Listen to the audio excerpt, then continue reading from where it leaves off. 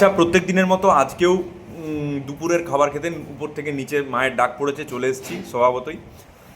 তো দেখা যাক কি কি রান্না হয়েছে। আজকে মনে হয় মাছ হয়েছে, ডাল হয়েছে, আলু কাল্লা সেদ্ধ কমন, কাগজি তো থাকেই।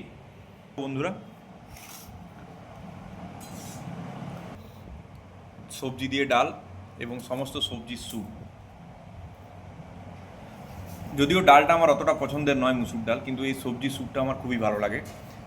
আরেকবার ভাত চেয়ে নিলাম, কারণ সর্ষে দিয়ে মাছের ঝাল আমার সত্যিই খুব প্রিয়, যেটা শেষ ভাতে আমার ট্রাই করতে মন যায়। মোটামুটি আলু করলা এবং সবজি দিয়ে যতটা ভাত খাওয়ার খেয়ে নিয়েছি। এবার সর্ষে এবং পেঁয়াজ বাটনা দিয়ে যেটা খাবো, যেটা আমার সত্যিই খুব ভালো লাগে। ছোট মাছ ছিল, তাই একটা